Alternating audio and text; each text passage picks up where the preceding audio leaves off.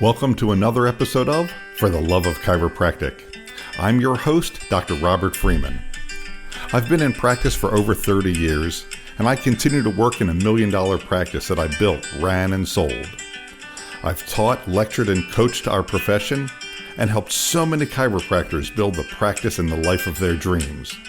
And now, I want to help you do the same. So here's today's show. I'm going to talk about one of the main ingredients, one of the secret ingredients of success. There are 4. And if you listen to the end of the show, you'll hear what the other 3 are, and we'll talk about those on future episodes. But on today's episode, we're going to talk about goal setting. Goal setting is so important so you know where you're going. Goal setting is so important because it gives you an idea of what it is you're trying to create in all aspects of your life. We're going to break it down into 5 very simple categories to make sure that out of the next season, the next year, you get, you produce, you manifest all of the things that you want in your life. It's been said that it takes about 90 days, about 3 months, to create a habit to move your life in a certain direction. I'm a huge fan, for that reason, of working on goal setting in October and having them set by Thanksgiving. The reason that I like that timeline is October is where the season starts to change if you're in that part of the country. It's where you start to think about the summer that's just passed and what a wonderful season that was. And we start to hunker down for the fall and the winter season if you're in a 4-season area. And Thanksgiving, we're sitting around with family. We're thinking about how fortunate we are, how wonderful and abundant the world has been and the things that we've been able to accomplish. And we look around at our home, our family, the table, and again, we're giving thanks. When we're giving thanks, it's a wonderful time. Our heart is open to really think and manifest about what it is we hope the next year is going to look like. And then as we go through the rest of the holiday season and all the way through into New Year's, we've begun to create the habits and take the action steps needed to create the things that we're hoping to create. So let's dig into goal setting and how to really do it successfully. The process that I'm going to take you through is one that I've learned and perfected and worked with since the early 1990s. That's well over 30 years now. So let's begin. The first thing you want to do is sit down in a quiet place. Maybe it's a comfortable chair. Maybe it's in your study, in your den, in your basement, someplace where you're not going to be disturbed. Maybe sitting out in nature, sitting quietly with a pen and a pad of paper or an iPad or your phone if you like to work electronically. And the first thing to do is just get in touch with your heart. Get in touch with yourself. And as you really settle in, and start to think about what it is that you want and where you are, I'm going to ask you to come up with a purpose statement. A purpose statement is just 1 or 2 sentences. If you were whispering into God's ear, or God was whispering into your ear, and the question was asked, what do you want to accomplish in the next year on earth? What do you want to help me accomplish while I'm on earth for another year? What do you want me to accomplish? That's the purpose statement. The purpose statement becomes your default program. During the entire next year, as you're working through different situations, you're not sure what to do. Should I do this? Should I do that? This purpose statement, when you stop to think about it, tells you what the answer should be. So here's an example of one that I've seen over the years from a client.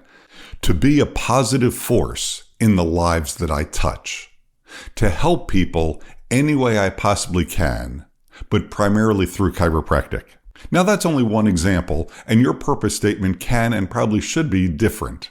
So again, it's just 1 or 2 sentences telling you what to do, or more importantly, who to be, how to show up. What is it I'm trying to help, do, and accomplish? And you're probably not going to get it right on the first try. Write it out and then live with it. Think about it, stew on it, and then change it as needed. Once you have a working version of it, then it's time to step into the other categories. The first one is personal, What 2 or 3 things do you want to work on to make you a better version of you? Maybe it's physical, maybe it's spiritual, maybe it's mental, but you only get 2 or 3 of them. Maybe you say, I want to read more. I want to go to church more. I want to lose weight. Okay. When we talk about setting goals, they have to have specificity. Exactly what do you want? Precisely when do you want it by? And most importantly, emotionally, why is this important to you? So let's use the I want to lose weight example. I want to lose weight. Fine. You know what? Don't eat lunch today. In fact, don't eat lunch or dinner. You'll have lost a half a pound or a pound. Fine. You've lost weight. Check that one off the list. And invariably the person says, no. I mean, I want to lose 20 pounds. Okay. We have a goal. I want to lose 20 pounds. By when? Well, I want to lose 20 pounds by July the 4th. Okay, well, that's interesting. Why do you want to lose 20 pounds by July the 4th? Well, because I have a vacation planned and I'm going to be going to the beach and I want to look smoking hot in my bathing suit. Okay. We have a precise goal. I want to lose 20 pounds by July the 4th, an exact date, and an emotional reason why, because I want to look smoking hot. That emotional reason, I want to look smoking hot, is enough to get you, as you're living your daily life, to walk past the box of munchkins that somebody had brought into the office or given to you, or you're out to dinner and should I have dessert? Well, maybe I will. No, I want to lose 20 pounds by July the 4th to look smoking hot in my bathing suit. That emotional reasoning is the thing that drives this whole thing forward. So again, we get 2 or 3 goals per section. So under personal, one example that we've just used is I want to lose weight, and we talked about what that needs to look like. I want to read more books. Well, what does that mean? Okay, I want to read 12 books this year. Okay, that's roughly 1 a month. Okay, good. Why? Well, because I want to be more well-read and have greater understanding of, okay, now we're going to lay out categories that we want those books to be on. What's the emotional reason? Well, because when I'm talking to people, I feel stupid that I don't know stuff. Okay, that will probably be enough to get you to read the books, to acquire knowledge, and help you to feel better about yourself. Sometimes people will say the personal goal is to spend more time with my husband, with my wife. Well, time out. That's not a personal goal. That leads into the second set, which is family or people goals. So what are 2 or 3 family-related goals? Maybe it is, I want to have a date night with my significant other once a week, twice a month. And then what's the why? Well, I want to have a date night once a week with my significant other so we can continue to build a strong relationship and a better family and a stronger family and a better family unit. Okay, those are great reasons. Is that enough that when other things come up that you keep that time as sacred? I hope so and think it would be. Maybe there's other family members that you want to work on the relationship. Maybe you have a sister or brother that you haven't spoken to in a long time. Maybe your children are grown and you have more of a distant relationship than you hope it would be. My goal is to step up that relationship. I want to reach out to them once a month just to catch up on their life. Maybe it's an elderly aunt who lives alone in a nursing home. But again, we have the goal. What's the frequency? Once a month. And the emotional reason why that's important, I know that my aunt is alone and hearing from me would mean the world from her. Or I'm honoring my mother or father's wishes by taking good care of my aunt by at least speaking to her once a month. Again, whatever the emotional reason is, that's what will propel this forward. And you don't have to memorize that. Put it in your phone as a reminder. That's okay too, as long as it gets done. The third set of goals that we want to look at are our professional goals. What is it we want to accomplish professionally in our business lives? As a doctor in practice, how many people do you want to see on a weekly basis? How many new patients do you want to see and help? Perhaps there's a course, some new certification that you want to take or become certified in to learn new techniques. Maybe you've reached a point in your career where you want to start teaching. So you reach out to a community college to perhaps teach some aspect of human anatomy or physiology, because as a doctor, you're qualified to do that. But again, professionally, what is it that you're looking to create to move forward? Maybe it's a bigger office, remodel the office, more staff, more equipment. Professionally, we're making this bigger, better, more than it was for the stated goal. What is the goal? What is the time frame? What's the emotional reason why that's important? You became a doctor for a reason. Is it to help people? Probably yes. And again, we get 2 or 3 goals in this professional section, which then plays down into the next section, which is financial. Financially, what do you want your world to look like? Because that's the 4th set of goals to work on. Perhaps there are student loans that would need to be paid down or paid off at a certain point. Perhaps it's time to look at paying off your mortgage on a certain schedule or putting additional principal onto it.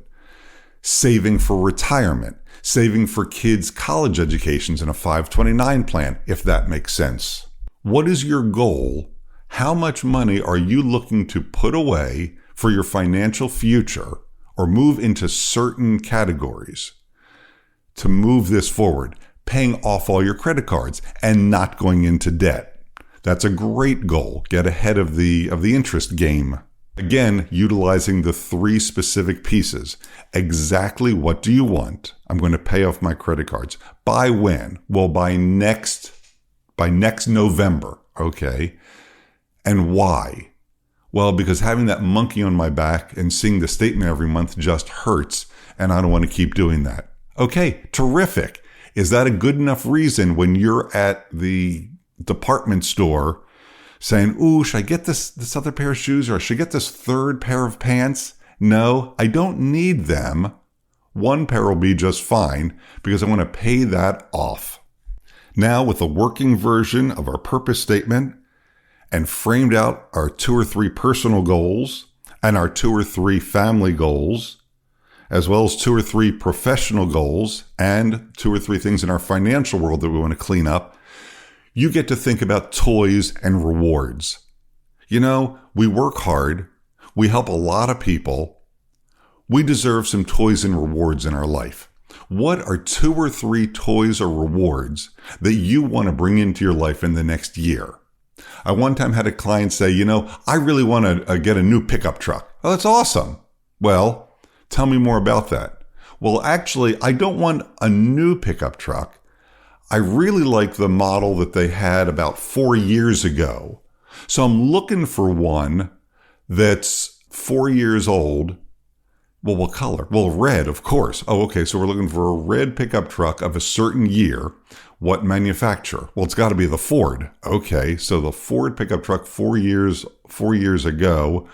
What mileage? What condition? Exactly what is it you're looking for? And it's out there. By zeroing in on it, it really narrows down and helps to eliminate the shopping anxiety, and you get what you're looking for. It shows up. If you start telling people that that's what you're looking for, it's amazing. They'll help you get it. They'll help you find it. A bunch of years ago, my fiance had told me that she had a dream car. Her dream car was a 1965 baby blue convertible Mustang with a white top, automatic. Maybe a white interior would be nice. All right. I started telling patients that I was sort of looking for that car. There was no rush. At some point you'd find it, whatever. And at this point, 1965 is an old car. 3 or 4 months into the year, a patient comes into my office, wonderful guy by the name of Joe, and he says, "Hey doc, are you still looking for that car?" I said, "Yeah, it'll show up one of these days." And he hands off a page that he had printed. He had found the car. It was listed on eBay, and the car was less than 30 minutes from my home. I called the people up, went and looked at it. Needless to say, that baby blue 1965 Mustang convertible with the white top and the white interior, automatic, 6-cylinder, is sitting in our garage right now. When you zero in on exactly what you want and why you want it, it shows up. That's how goals work. Now, there is something else really important that we need to talk about when it comes to goal setting. We've gone through and worked out setting up a purpose statement, personal goals, family goals, professional, financial, and even toys and rewards. The most important part of the things that we have not talked about yet is to make sure these goals are congruent. Do they fit together? All the pieces need to fit together perfectly like a jigsaw puzzle, beautifully, perfectly mixing with the ones next to it. You can't say that I want a great relationship with my wife and children, and I'm going to work all the time because I want to make as much money as possible, and me being in the office is the most important thing. Well, okay, those pieces don't match. The pieces have to fit together congruently. Most importantly, because if they don't, your subconscious mind recognizes it immediately and says, this is a bunch of BS. This guy isn't serious about this. It ain't going to happen. But when they do fit together, your subconscious mind can see how the pieces work, and the path down the road becomes obvious. With your purpose statement in place, you stay on course. And then when we get to next year at this time, lo and behold, this goal list that we've worked through and been working with becomes like a report card. Check, check, check. Did it. Great job. By the way, does that mean you're always going to get and accomplish everything on your goal list? I would love to say yes, but the truth is no. But if you have goals set up that you're working towards, do you think you have a better chance of getting closer to the mark of where you want to go than if you never set goals at all, didn't give it any serious thought, and never put pen to paper? Yeah, I think so.